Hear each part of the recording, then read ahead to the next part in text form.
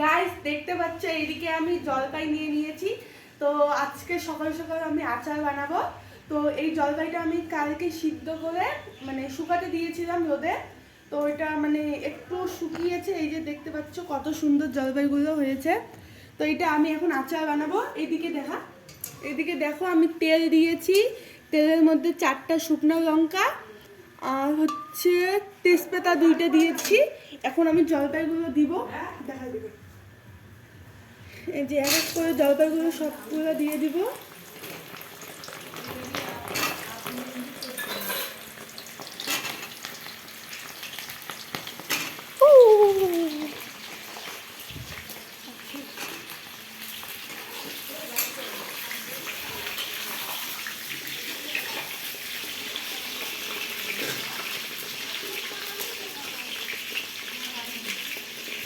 তো তোমরা দেখো আমি জলপাইয়ের আচার কিভাবে বানাই।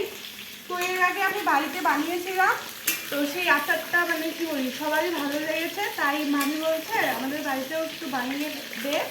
তো মামি জলপাই এনে দিয়েছে, মানে মামির বাপের বাড়িতে জলপাইয়ের গাছ আছে, ওখান থেকেই আনছে। তো এখন দেখো আমি বানাবো, আর তোমরা দেখতে থাকো কীরকম হয় আর আমি কিভাবে বানাই আচারটা। এখন দেখতে পাচ্ছ এই যে এদিকে দেখা আমি চিনি দিয়ে দিব। এখানে প্রায় 1 কেজি চিনি আছে, তো আমি পুরোটা দেবো না, 3 পোয়ার মতো চিনি দিয়ে দেবো, একটুখানি রাখবো।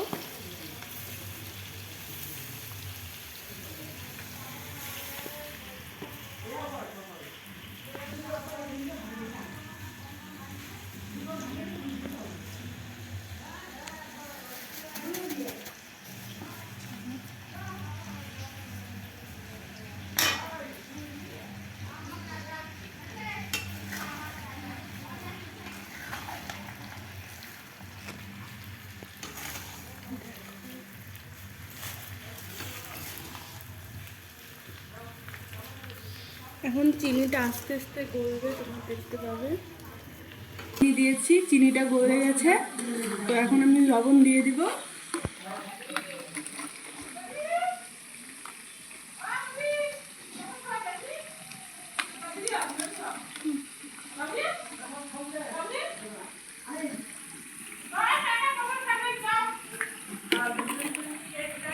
দেখো এখানে 3 চামচ লবণ দিলাম, আর একটু দিব, একটু হলুদ দিব, বেশি না অল্প একটু দিব।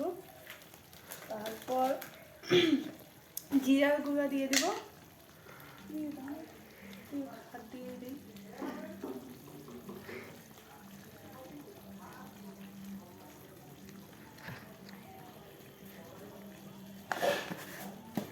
এখন একটুখানি ধনে গুঁড়ো দিব।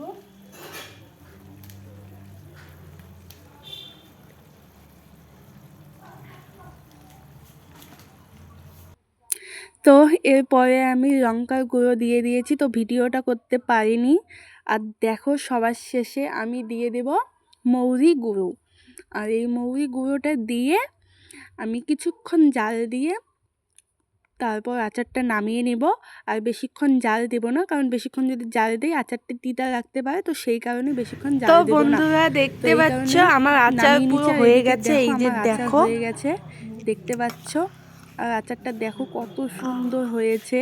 তো গাইস এইদিকে দেখো আমি জলপাইয়ের আচার নিয়ে নিয়েছি, এখন আমি খাবো, খেয়ে বলছি তোমাদের কীরকম হয়েছে। তো চলো খাওয়া যাক।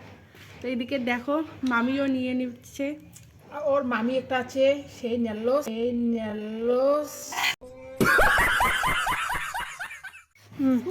বলো কি রকম হয়েছে জলপাইয়ের আচারটা। পুরা মিষ্টি মিষ্টি, খুব টেস্টি হবে।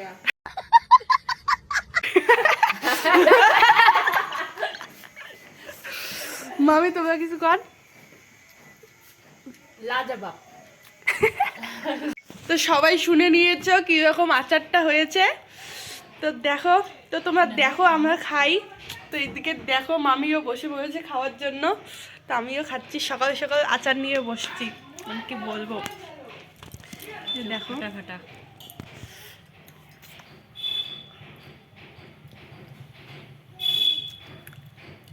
কি বলবো, এত টেস্ট হয়েছে না, তোমরা খেলেই বুঝতে পারবে। তো চলো এখন এখানে রাখছি, টাটা। পরে তোমাদের সাথে আবার দেখা হবে।